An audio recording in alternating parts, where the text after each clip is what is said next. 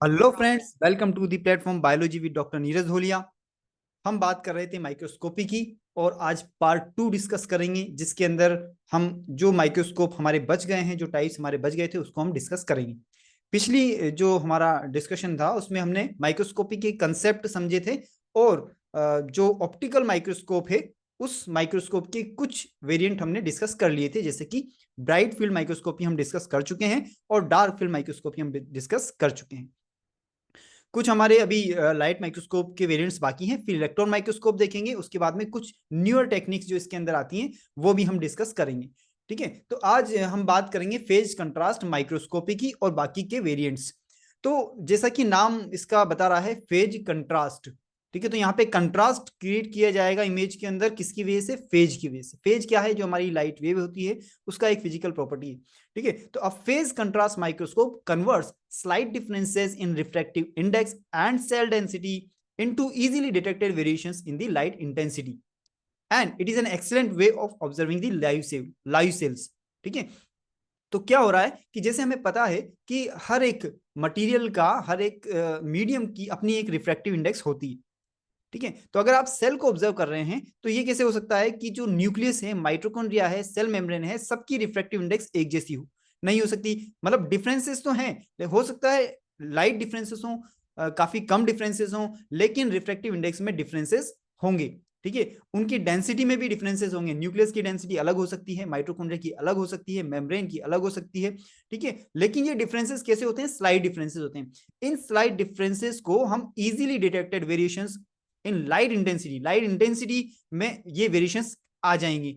ठीक है, तो वो कैसे करते हैं वो हम देखेंगे। और ये जो है ज्यादातर लाइव सेल इमेजिंग के लिए यूज किया जाता है। जैसे कि अगर एनिमल सेल कल्चर कोई कर रहा है तो वहां पे हमें स्टेनिंग अगर आप करेंगे तो सेल तो डेड हो जाएंगी।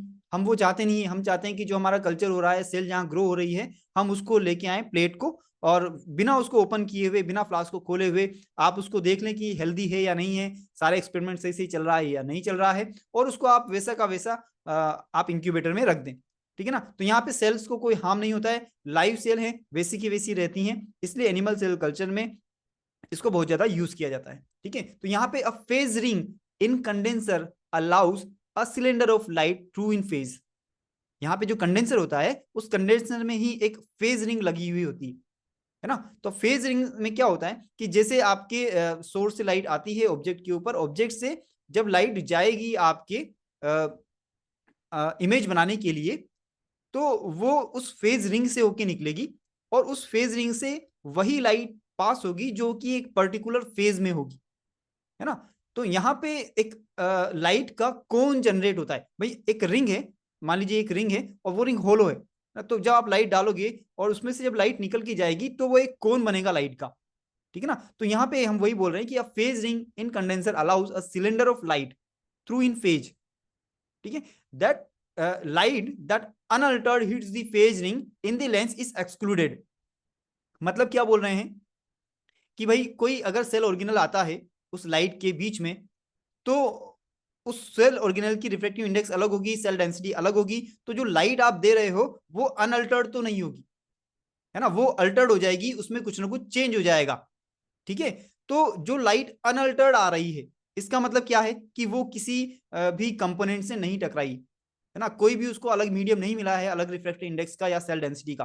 तो हम क्या मान के चलेंगे कि ये जो लाइट आ रही है अनअल्टर्ड, वो क्या है? वो बैकग्राउंड लाइट है ना। तो light that unaltered hits the phase ring in the lens is excluded, क्योंकि वो क्या है? वो बैकग्राउंड की लाइट है। ओके, फिर जो लाइट स्लाइटली अल्टर्ड है, light that slightly Altered by passing through the different refractive index is allowed through. ठीक है, जिसमें थोड़ा सा भी स्लाइट अल्टरेशन हो गया लाइट में, इसका मतलब वो किसी न किसी सेल कंपोनेंट से टकरा के आई है ना, तो वो उसमें अल्टरेशन हो गया है। तो वही जो लाइट आएगी उसी लाइट को अलाउ किया जाता है, वही लाइट इमेज बनाने के काम आएगी। ठीक है, तो light passing through cellular structure such as the chromosomes और माइटोकॉन्ड्रिया इज रिटार्डेड। किसकी बात कर रहे हैं? क्रोमोसोम है, माइटोकॉन्ड्रिया है, इनसे जो लाइट आ रही है उसको क्या रिटार्ड कर दिया जाएगा? क्यों? क्योंकि they have a higher refractive index. ठीक है ना, हमें यहाँ पे कंट्रास्ट क्रिएट करना है। ठीक है, तो कंट्रास्ट क्रिएट करने के लिए हम क्या करेंगे? बैकग्राउंड को तो हम कंसिडर करेंगे नहीं, है ना, जो जिनका रिफ्रैक्टिव इंडेक्स हायर होगा, हायर रिफ्रैक्टिव इंडेक्स वाले स्ट्रक्चर्स जो हैं उनको क्या किया जाएगा, उनको उसकी जो लाइट आ रही है उसको रिटार्ड कर दिया जाएगा। ठीक है, इसी तरह से जो आपके लोअर रिफ्रैक्टिव इंडेक्स वाले कंपोनेंट्स हैं, इनसे टकरा के जो आपकी लाइट वेव आ रही है उनको क्या किया जाएगा, उनको यहाँ पे आप देखिए the higher refractive index than the surrounding medium, elements of lower refractive index advance the wave, है ना, उनकी वेव को एडवांस कर दिया जाएगा। ठीक है, तो आपने अपोजिट कर दिया, है ना, जिनका हायर रिफ्रैक्टिव इंडेक्स था उनकी लाइट को तो आपने रिटार्ड कर दिया, और जिनका लोअर रिफ्रैक्टिव इंडेक्स था उनकी वेव को आपने क्या कर दिया है, एडवांस कर दिया है। तो गैप ज्यादा हो गया मतलब वेरिएशन ज्यादा हो गया, मतलब कंट्रास्ट ज्यादा हो गया यहाँ पे, है ना। Much of the background light is remove, जैसा कि मैंने आपको ऊपर बताया अभी कि बैकग्राउंड लाइट को आप अलाउ ही नहीं कर रहे हो, है ना। दस the final image produce with enhanced contrast, तो यहाँ पे जो आपको इमेज दिखाई देती है ना, उसको देख के आप बता सकते हो कि ये कौन से माइक्रोस्कोप की इमेज है। क्यों? क्योंकि उसमें कंट्रास्ट आपको बहुत ज्यादा दिखाई देगा और स्टेनिंग आप यहाँ पे यूज कर नहीं रहे हो। तो मैं आगे कंपेरेटिव एक इमेज बताऊंगा जिसमें कि आपको अच्छे से समझ में आएगा ना। तो ये तो इसका क्या है, रे डायग्राम है। ठीक है, कंडेंस यहाँ पे आपका लाइट सोर्स है, ये कंडेंसर है, यहाँ पे हमने आपका ऑब्जेक्टिव रखा है स्टेज के ऊपर, और इससे जो लाइट निकल के आ रही है ऑब्जेक्टिव से, उसको आप किससे पास कर रहे हो, ये फेज रिंग है लगी हुई यहाँ पे। क्या है ये? Phase ring. ठीक है ना। अच्छा ये देखिए, ये हमने यहाँ पे थोड़ा सा इसको एलोबरेट किया है। फेज प्लेट है और उस प्लेट के अंदर ये एक फेज रिंग है ना। फेज प्लेट पूरी को बोलेंगे, और इसके अंदर ये जो खाली जगह है पूरी रिंग शेप में, इसको हम फेज रिंग बोलेंगे, क्योंकि इसमें से लाइट को पास होना है ना, और जो लाइट पास होकर निकलेगी वो कोन की फॉर्म में निकलेगी। ठीक है, रे डायग्राम समझ में आ गया होगा। ये उसके कुछ फोटोग्राफ्स हैं। पहला वाला स्यूडोमोनास का है, और दूसरा वाला जो है वो आपका डी सल्फोटोमैक्यूलम एसिडोक्सिडेंस का है ना, और बैक्टीरिया है, और इसमें आपको देख रहे हैं बी वाले में एंडोस्पोर्स भी नजर आ रहे हैं, है ना। इतना अच्छा कंट्रास्ट है। एक आप ये वाला इमेज भी देखिए, एक ही फील्ड का दो अलग अलग माइक्रोस्कोपी से इमेज लिया गया है। ये वाला जो है ये ब्राइट फील्ड का इमेज है, जिसमें आपको दिखाई दे रही है कुछ सेल्स, और फेज कंट्रास्ट को आप देखिए, आप कितना यहाँ पे कंट्रास्ट दिखाई दे रहा है ना। इससे अगर आप कंपेयर करेंगे तो आपको आराम से समझ में आएगा कि इसमें कंट्रास्ट ज्यादा है, इसमें कम है।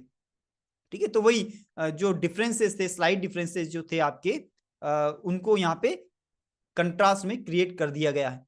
ठीक है ना। इसी के जैसे हमारा डिफरेंशियल इंटरफेस कंट्रास्ट माइक्रोस्कोप होता है, डीआईसी माइक्रोस्कोप भी इसको बोलते हैं।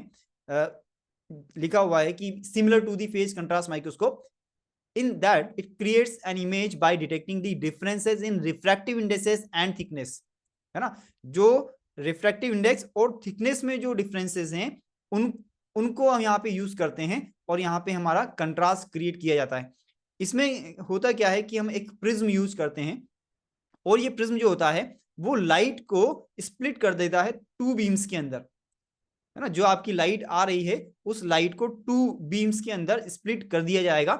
जो पहली बीम है वो आपके स्पेसिमेन से पास होगी, ठीक है, और जो दूसरी बीम है वो बैकग्राउंड से, जिसको हम क्लियर एरिया बोलते हैं, बैकग्राउंड से पास होगी।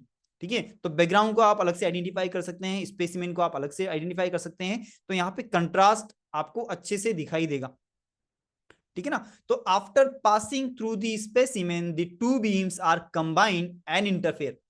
देखिए, जो फेज कंट्रास्ट है और जो डीआईसी है, इसमें कुछ फिजिक्स के टर्म्स यूज किए गए हैं, जैसे कि उसमें हमने फेज यूज किया, है ना। यहाँ पे हम इंटरफेरेंस को यूज कर रहे हैं।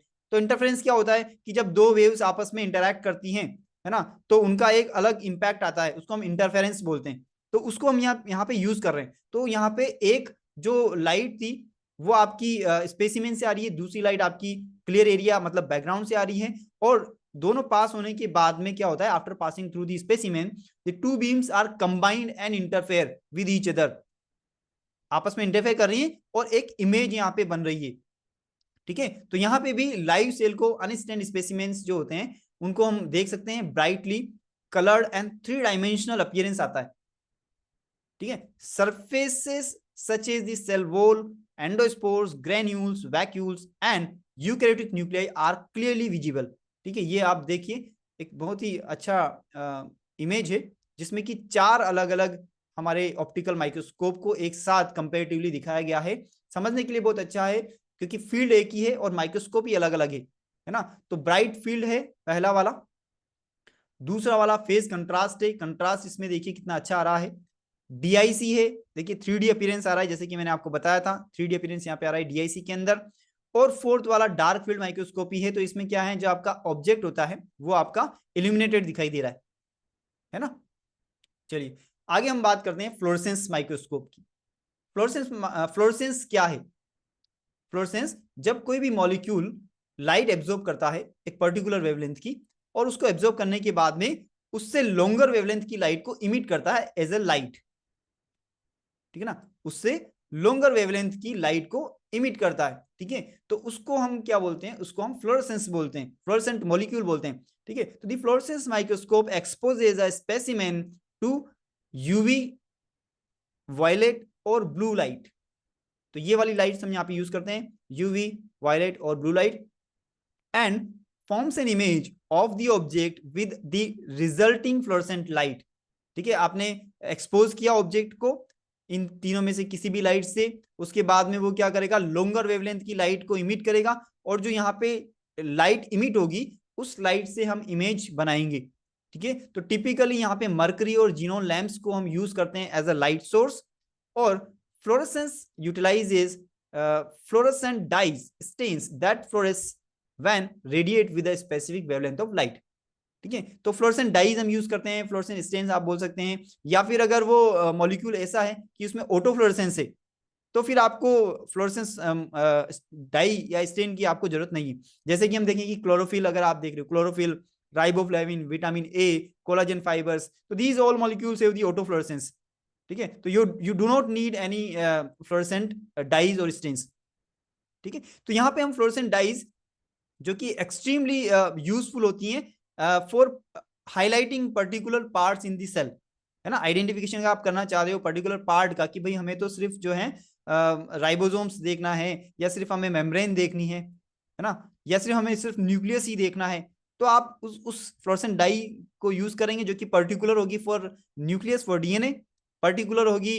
जिसको आप देखना चाह रहे हैं, जिसको आप आइडेंटिफाई करना चाह रहे हैं, जिसको आप हाईलाइट करना चाह रहे हैं, उसके लिए पर्टिकुलर फ्लोरेसेंस डाई हम यूज करेंगे, तो हमें वो चीज अच्छे से हाईलाइट होके दिखेगी, है ना। ये इमेज देखिए, हालांकि ये इमेज मेरे खुद के लिए हुए हैं, हमारे जब पीएचडी के टाइम पे हमने फ्लोरेसेंट स्टेनिंग की थी कुछ सेल्स की, तो वो ओरिजिनल इमेज में लगाए हैं खुद के लिए हुए। तो ये जो पहला इमेज है, ये टेबल है, इसमें हमने फ्लोरोक्रोम्स दिए हैं, है ना, फ्लोरेसेंट डाइज हैं ये, और इनके यूजेस क्या क्या हैं यहाँ पे बताए गए हैं, है ना। तो इसमें ये जो फर्स्ट वाली इमेज है, इस ये जो है आपकी एक्रिडिन ऑरेंज और इथिडियम ब्रोमाइड की स्टेनिंग की है, मिक्स है, एक्रिडिन ऑरेंज भी है इसके अंदर और इथिडियम ब्रोमाइड भी है, ठीक है। तो एक्रिडिन ऑरेंज जो है वो आपको ऑरेंज कलर की फ्लोरेसेंस देता है, और पर्टिकुलरली ये जो है वो सिर्फ डेड सेल को ही स्टेन करता है ना।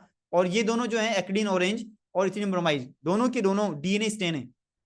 डापी, डापी भी आपका डीएनए स्टेन है ना। तो ये आपको न्यूक्लियस दिखाई दे रहे हैं अंदर की साइड, ये आपके जो दिख रहे हैं हाईलाइटेड, ये डेड सेल है, डेड सेल के न्यूक्लियस, ये भी डेड सेल का आपका न्यूक्लियस है ना। सॉरी, ये डेड सेल का न्यूक्लियस है ऑरेंज वाला, और जो ग्रीन वाला दिखाई दे रहा है वो लाइव सेल के न्यूक्लियस है, ठीक है। तो देखिए कितना अच्छा कंट्रास्ट दिख रहा है ना, और इमेजेस भी काफी अच्छी दिख रही हैं। इसी तरह से ये डापी है, डापी स्टेन किया हुआ है, ये भी न्यूक्लियर स्टेन है, डीएनए स्टेन है, ठीक है। चलिए ये हो गया। अब हमारी सेकंड कैटेगरी आती है इलेक्ट्रॉन माइक्रोस्कोप। बहुत अच्छा रिजोल्यूशन होता है ना। यहाँ पे अगर हम कंपेयर करें कि जो आपके लाइट माइक्रोस्कोप हैं उनकी जो लिमिट ऑफ रिजोल्यूशन है वो लगभग 0.2 माइक्रोमीटर होती है, ठीक है। 0.2 माइक्रोमीटर रिजोल्यूशन के साथ ना तो आप वायरसेस को स्टडी कर सकते हैं, है ना, और न ही अगर आपको कोई सेल के अंदर इंटरनल स्ट्रक्चर अगर ऑब्जर्व करना है, माइटोकॉन्ड्रिया को देखना है, तो वो भी आप स्टडी नहीं कर सकते, क्योंकि वो वायरसेस वगैरह जो होते हैं वो नैनोमीटर की रेंज में होते हैं, ठीक है ना। तो viruses and detail internal structure of larger microorganism can not be effectively studied by light microscope, नहीं कर सकते आप स्टडी लाइट माइक्रोस्कोप से, ठीक है।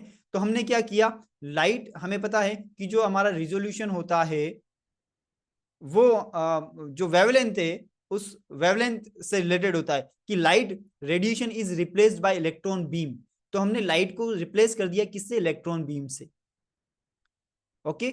और हमने लेंसेस, ऑप्टिकल लेंसेस को रिप्लेस कर दिया है इलेक्ट्रोमैग्नेटिक लेंसेस से, इलेक्ट्रोमैग्नेटिक लेंसेज क्या, इलेक्ट्रोमैग्नेटिक रिंग्स होती है जिनको हम लेंसेज बोलते हैं, है ना, क्योंकि उसकी जगह पे आप इसको यूज कर रहे हो।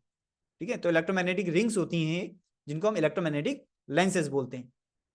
तो हमने दो चेंज किए, लाइट की जगह हम इलेक्ट्रॉन बीम यूज कर रहे हैं, ऑप्टिकल लेंसेज की जगह हम इलेक्ट्रोमैग्नेटिक लेंसेज यूज कर रहे हैं। ठीक है, तो क्योंकि आपने यहाँ पे क्या किया है, रिजोल्यूशन अब बहुत ज्यादा इंक्रीज हो गया है आपका, क्योंकि आपने जो वेवलेंथ है उसको डिक्रीज कर दिया है। इलेक्ट्रॉन की वेवलेंथ लाइट से कम होती है तो रिजोल्यूशन उसका ज्यादा हो जाएगा। ठीक है ना। इलेक्ट्रॉन माइक्रोस्कोप दो तरह के होते हैं हमारे पास में, टैम एंड सैम। टैम मतलब ट्रांसमिशन इलेक्ट्रॉन माइक्रोस्कोप, सैम मतलब स्कैनिंग इलेक्ट्रॉन माइक्रोस्कोप। तो ट्रांसमिशन इलेक्ट्रॉन माइक्रोस्कोप जो है उसका resolution on an average 0.5 nanometre होता है, हालांकि रेंज में होता है 0.2 से लेके 1 नैनोमीटर तक, लेकिन हम बोलते हैं कि हाँ इसका रिजोल्यूशन कितना है, 0.5 नैनोमीटर का है। और इसका जो यूजफुल मैग्निफिकेशन है वो 1 लाख एक्स होता है ना, 1 लाख एक्स, बहुत ज्यादा होता है। ठीक है, सोर्स हीटेड टंगस्टन फिलामेंट आप यूज करते हैं, इलेक्ट्रॉन गन के अंदर होता है। ठीक है, तो जब ये हीट होता है टंगस्टन फिलामेंट तो इलेक्ट्रॉन्स जनरेट होते हैं। ठीक है, और इनको आप फोकस करते हो on the specimen by the condenser, है ना।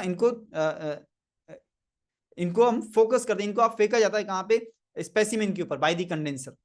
ठीक है, जैसे लाइट गिरती है वैसे आप इलेक्ट्रॉन्स को वहां पे फॉल करवाते हो। ठीक है, तो ring shape electromagnets called the magnetic lenses are used to focus the beam. ठीक है ना, रिंग शेप इलेक्ट्रोमैग्नेट्स होते हैं, जैसा मैंने आपको बताया ना कि इसको हम मैग्नेटिक लेंसेज बोलते हैं। तो लेंसेज तो होते नहीं है लेकिन काम वही कर रहे हैं, जैसे वो लेंस का काम क्या है, लाइट को फोकस करना। ठीक है, तो ये क्या कर रहे हैं, लाइट का जो सप्लीमेंट है यहाँ पे इलेक्ट्रॉन बीम, उसको फोकस करेंगे, तो उसको हम मैग्नेटिक लेंस बोल देते हैं। ठीक है ना। तो दी specimen scatters some electrons but those that pass through or transmitted are used to form an enlarged image of the specimen on a fluorescent screen or layer of photographic film or to be detected by sensor। तो जो आप electron beam डाल रहे हो specimen के ऊपर, ज्यादातर क्या होंगे, स्पेसिमेन उन उन इलेक्ट्रॉन्स को स्कैटर कर देगा, मतलब अलग अलग डायरेक्शंस में उनको फेंक देगा, स्कैटर करेगा, टकरा के वो अलग अलग डायरेक्शन में चले जाएंगे। लेकिन वो इलेक्ट्रॉन्स जो कि उसमें से पास होंगे, स्पेसिमेन के अंदर से पास थ्रू होंगे, ट्रांसमिट होंगे, उन्हीं इलेक्ट्रॉन्स को हम यूज करेंगे एनलार्ज इमेज बनाने के लिए। ठीक है, और यहाँ पे जो इमेज बनती है उसको हम डायरेक्टली आई से नहीं देखते हैं क्योंकि इलेक्ट्रॉन है, आंखों को नुकसान हो सकता है, तो हम फ्लोरेसेंट स्क्रीन यूज करते हैं, या फिर आप फोटोग्राफिक फिल्म होती है जिसपे कि सेंसर की हेल्प से उसको हम वहां पे देखते हैं, फोटोग्राफिक फिल्म के ऊपर या फ्लोरेसेंट स्क्रीन के ऊपर। ठीक है ना। तो यहाँ पे दो तरह की रीजन आपको दिखाई देंगे, denser region in the specimen scatters more electrons and therefore appears darker in the image. ठीक है, तो डेंसर इलेक्ट्रॉन जो है वो आपको डार्कर दिखाई देंगे इमेज के अंदर। ठीक है, since fewer electrons strike that area of the screen, electron वहां पे कम स्ट्राइक हो रहे हैं। इसी तरह से दीज तो इन ये जो रीजन है इसको हम क्या बोलेंगे, इलेक्ट्रॉन डेंस रीजन बोलेंगे। In contrast the electron transparent region are brighter. ठीक है, तो इलेक्ट्रॉन डेंसर रीजन आपको डार्क दिखाई देंगे और इसी तरह से इलेक्ट्रॉन जो आपके इलेक्ट्रॉन ट्रांसपेरेंट रीजन है वो आपको ब्राइट दिखाई देंगे, है ना। तो ये यहाँ पे हमने कंपेरिजन बताया है लाइट माइक्रोस्कोप और ट्रांसमिशन इलेक्ट्रॉन माइक्रोस्कोप का। तो सिंपल सा है, लैंप की जगह लाइट सोर्स की जगह इलेक्ट्रॉन गन है, और लेंसेस की जगह इलेक्ट्रोमैग्नेट्स हैं, है ना, रिंग शेप के इलेक्ट्रोमैग्नेट्स हैं। ऑब्जेक्टिव लेंस की जगह भी, ओक्यूलर लेंस की जगह भी वही है। ठीक है, यहाँ पे आई होती है आपकी और यहाँ पे आई नहीं होती, क्या होती है, व्यूइंग स्क्रीन होती है ना, क्योंकि हमें आईज को हार्म नहीं पहुंचाना है तो हम यहाँ पे स्क्रीन यूज करते हैं, व्यूइंग स्क्रीन, फ्लोरेसेंट स्क्रीन। ठीक है, ये एक ट्रांसमिशन इलेक्ट्रॉन माइक्रोस्कोप का ओरिजिनल इमेज है। फ्लोरेसेंट स्क्रीन आपको यहाँ पे ये दिखाई दे रही है ना। और ये पूरा जो है आपका इलेक्ट्रॉन गन का पार्ट है, इलेक्ट्रॉन गन है यहाँ पे, ये वैक्यूम होता है जिसमें कि इलेक्ट्रॉन बीम मूव करती है। यहाँ पे स्पेसिमेन हम लगाते हैं, इनपुट डालते हैं स्पेसिमेन का। ठीक है, ये देखिए ट्रांसमिशन इलेक्ट्रॉन माइक्रोस्कोप का एक कंपैरेटिव इमेज है फेज कंट्रास्ट माइक्रोस्कोप के साथ। पहला वाला जो ए है, ये इमेज जो है ये फेज कंट्रास्ट माइक्रोस्कोपी का है, 600x का रेजोल्यूशन है। ठीक है, और रोडोस्पाइरलम रूब्रम का ये इमेज है।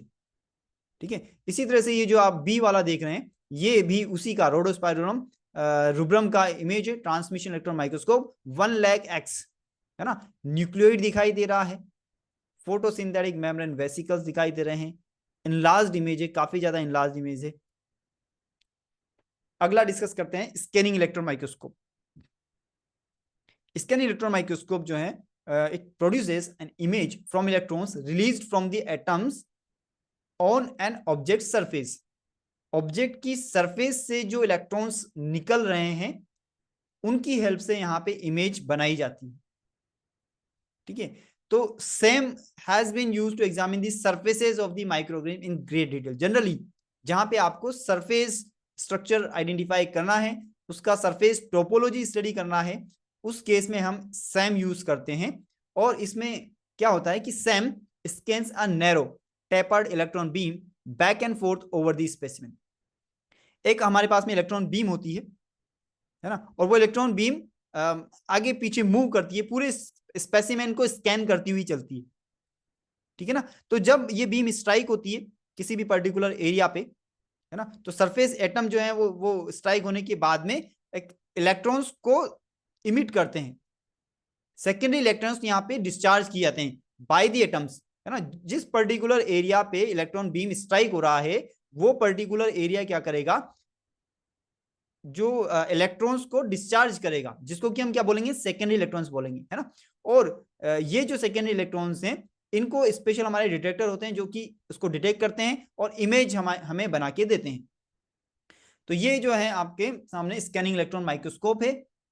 ठीक है, जैसा इलेक्ट्रॉन गन है, यहाँ पे आपके कंडेंसर लेंसेज हैं, है ना, ये आपके प्राइमरी इलेक्ट्रॉन्स हैं जो ये आ रही है, ये जो आपको दिखाई दे रहा है ऑरेंज कलर का जो रे आ रही है, ये आपके इलेक्ट्रॉन गन से निकले हुए प्राइमरी इलेक्ट्रॉन्स हैं। ये आपका ऑब्जेक्ट रखा हुआ है, जब ये इस पे स्ट्राइक हो रही है तो ये ऑब्जेक्ट सेकेंडरी इलेक्ट्रॉन्स इमिट कर रहा है। इन इलेक्ट्रॉन्स को आप डिटेक्टर पे सेंस कर रहे हो और फोटो मल्टीप्लायर ट्यूब जो है इसको इन सिग्नल्स को एनहांस करके आपको इमेज बना के दे रही है। ठीक है, ये जो है स्टेफाइलोकोकस ओरियस जो कि इन्फेक्शन करता है जनरली, ये 32,000x का इमेज है स्कैनिंग इलेक्ट्रॉन माइक्रोस्कोप का। ठीक है, अब हमारे पास में एक कैटेगरी और है जिसमें कि मैंने newer techniques in microscopy include किए हैं। तो इसमें हम देखेंगे कुछ 2-3 तरह के माइक्रोस्कोप हैं। पहला इसके अंदर आता है कन्फोकल माइक्रोस्कोपी, जिसका कि कन्फोकल स्कैनिंग लेजर माइक्रोस्कोपी भी इसको बोला जाता है, CSLM, confocal scanning laser microscope. ठीक है, तो हमारे पास में देखिए जो बायोलॉजिकल सैंपल होते हैं वो 3 डायमेंशनल होते हैं। हाँ, वो अलग बात है कि अगर आप एक सिंगल सेल को स्टडी कर रहे हो तो हो सकता है वो 2D की तरह उसको एज्यूम किया जा सकता है, या फिर अगर आपके पास में टिश्यू है तो आपने उसका माइक्रोट्रोमी से उसका बहुत ही थिन सेक्शन काटा है तो ठीक है। अदरवाइज जो हमारे पास में टिश्यू है या फिर दूसरी चीजें हैं वो 3 डायमेंशनल होती है। ठीक है, और अगर आपको 3 डायमेंशनली उसका इमेज लेना है तो आप कैसे लोगे, आप माइक्रोस्कोपी की हेल्प से नहीं ले सकते, जो आपका ऑप्टिकल माइक्रोस्कोप है उसकी हेल्प से आप नहीं ले सकते हो। ठीक है ना, क्योंकि वहां पे हम फोकस करते हैं एक प्लेन को, उसके ऊपर वाला प्लेन और उसके नीचे वाला प्लेन तो हमने फोकस किया नहीं है। ठीक है ना, और उल्टा प्रॉब्लम ये आती है कि उसके ऊपर का प्लेन अगर नीचे के प्लेन से भी लाइट आ जाती है माइक्रोस्कोप के अंदर, ऑब्जेक्टिव लेंस के अंदर, तो वो अलग से एक प्रॉब्लम क्रिएट करती है, हमारी इमेज को और ज्यादा फजी बना देती है। ठीक है ना, तो उसी का सॉल्यूशन कन्फोकल माइक्रोस्कोपी है ना। तो क्या होता है यहाँ पे, when these objects are viewed with traditional light microscopes, light from all areas of the object, not just the plane of focus, enter the microscope and are used to create an image. जो मैंने बोला कि जो आपने focus किया है plane, उस plane के ऊपर वाला प्लेन और उस प्लेन के नीचे वाले प्लेन से भी लाइट आती है, उसकी वजह से हमारी इमेज फजी हो जाती है, मतलब धुंधली हो जाती है। ठीक है ना, किसमें, ट्रेडिशनल जो हमारे माइक्रोस्कोप है लाइट माइक्रोस्कोप उनके अंदर। तो कन्फोकल माइक्रोस्कोप क्या करता है, पहली बात तो यहाँ पे एक लेजर बीम को यूज किया जाता है ना, मोनोक्रोमेटिक होती है। दूसरी बात, यहाँ पे usually one that has been fluorescently stained, है ना। फ्लोरेसेंटली स्टेन्ड अगर आपके पास में ऑब्जेक्ट है तो वो और ज्यादा आपके पास में एक प्लस पॉइंट होगा, इमेज उससे और ज्यादा अच्छी आएगी, है ना। तो यहाँ पे हम क्या करेंगे, एक अपर्चर यूज करते हैं, है ना, ये इंपॉर्टेंट है। अपर्चर कन्फोकल माइक्रोस्कोपी में यही चीज इंपॉर्टेंट है। क्या है, एक अपर्चर आप यूज करते हो that place above the objective lens, objective lens के ऊपर लगा हुआ होता है ना। इसका काम क्या है, it eliminates stray light from parts of the specimen that lie above and below the plane of the focus. ठीक है, तो मेन काम इसी का है कि ये अपर्चर कहाँ लगा है, ऑब्जेक्टिव लेंस के ऊपर लगा हुआ है। इसका काम ये है कि जो लाइट उस प्लेन ऑफ फोकस के ऊपर से या नीचे से या कहीं और से आ रही है, जिसको कि हम स्ट्रे लाइट बोलते हैं, उस लाइट को रोकना, ठीक है ना, उसको ये क्या कर देता है, रोक देता है। ठीक है, तो it eliminates stray light from parts of the specimen that lie above and below the plane of the focus. ठीक है, तो क्या होगा, that's the only light that used to create the image is from the plane of focus. तो अब जो आपकी image बनेगी वो किस लाइट से बनेगी, वो लाइट जो कि सिर्फ आपके प्लेन ऑफ फोकस से आ रही है, सिर्फ उसी लाइट से ही इमेज बनेगी, तो ये आपकी ज्यादा क्लियर और शार्प इमेज होगी। ठीक है ना। अब इससे क्या होगा, सिर्फ एक प्लेन का आया। अब जैसे मैंने स्टार्टिंग में बोला कि 3D सैंपल है, तो उसका क्या, तो उसका सॉल्यूशन ये है कि एक बार आपने क्या किया है, एक प्लेन पे फोकस किया, उसका इमेज कैप्चर किया, और इससे जो अटैच्ड आपका कंप्यूटर है उसमें वो इमेज सेव हो जाएगी। अब आप क्या करोगे, उस फोकस को आप प्लेन को चेंज करोगे, उसके ऊपर हम ऊपर वाले प्लेन पे फोकस करेंगे, है ना। उसका आपने इमेज कैप्चर किया, वो सेव हो गया। फिर उसके ऊपर का मतलब आप क्या कर रहे हो, जेड डायरेक्शन में भी मूव कर रहे हो, है ना। और हर एक प्लेन पे, जेड डायरेक्शन में हर एक प्लेन पे आप इमेजेस लेते हुए जा रहे हो। ये सारी इमेजेस हमारी कंप्यूटर सॉफ्टवेयर में सेव होती जा रही हैं, और सेव होने के बाद में ये क्या करेगा, कंप्यूटर इसकी एक 3 डायमेंशनल इमेज रिकंस्ट्रक्ट करके कंपोजिट 3D इमेज आपको दिखाएगा। तो आपको दिखेगा कि हाँ 3D आपको इमेज सामने आती है।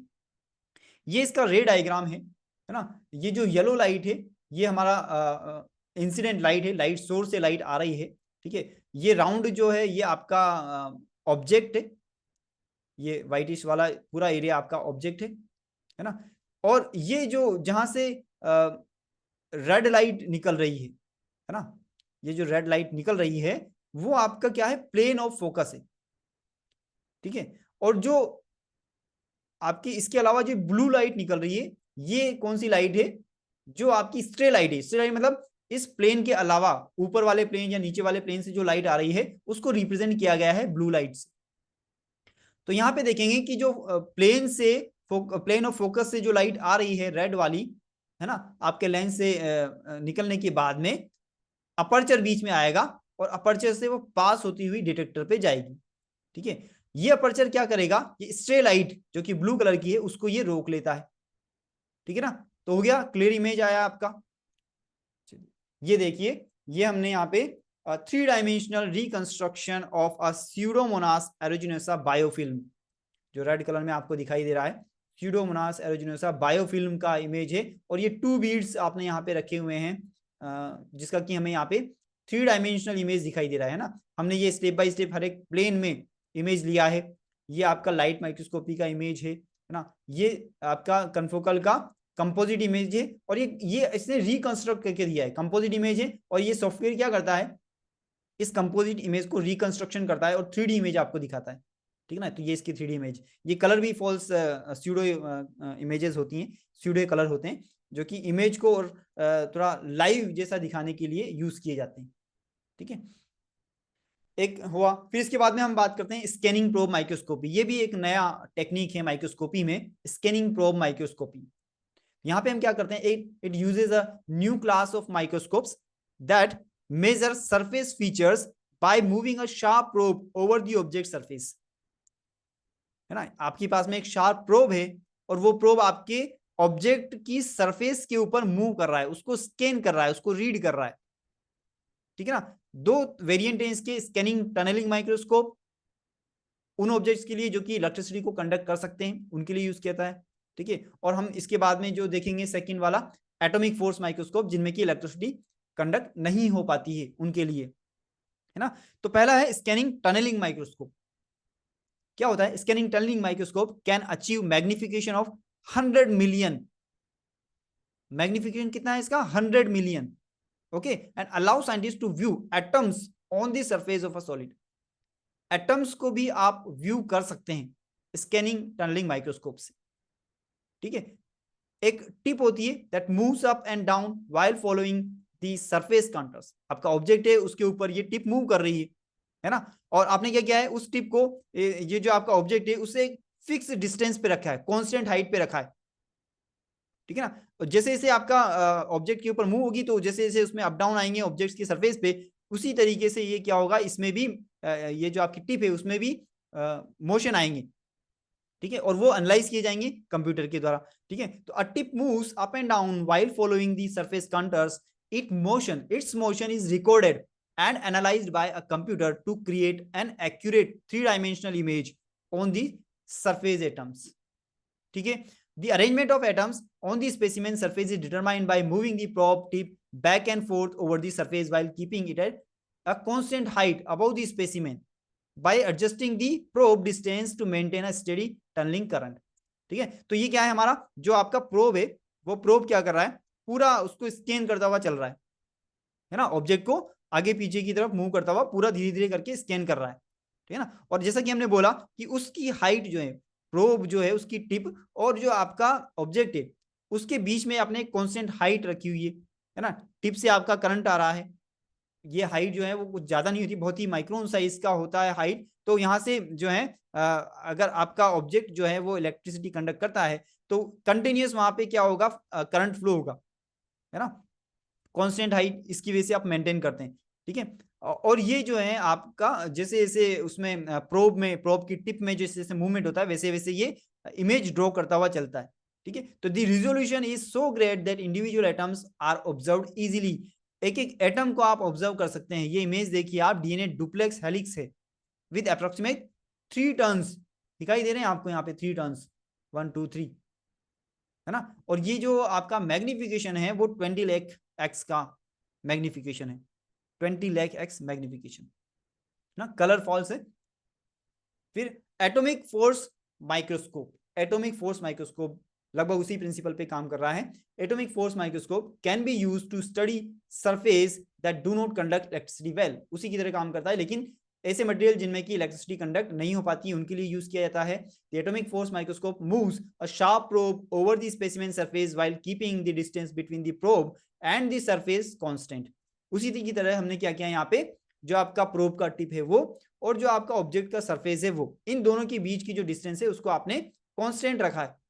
ठीक है ना, कांस्टेंट इसलिए रखते हैं, डिस्टेंस इसलिए रखते हैं, अगर वो प्रोब टच होगा ऑब्जेक्ट के तो या तो ऑब्जेक्ट खराब हो जाएगा या वो प्रोब टूट जाएगा, है ना। तो हम मिनिमम डिस्टेंस रखते हैं जिससे कि प्रोब भी सेफ रहे, ऑब्जेक्ट भी सेफ रहे और हमारा काम भी हो जाए, वो उसको रीड भी कर ले। ठीक है, तो it does by exerting a very small amount of force on the tip, just enough to maintain a constant distance but not enough force to damage the surface, है ना। एक फोर्स हम उसके ऊपर लगाते हैं ताकि वो डिस्टेंस उसमें बना हुआ रहे।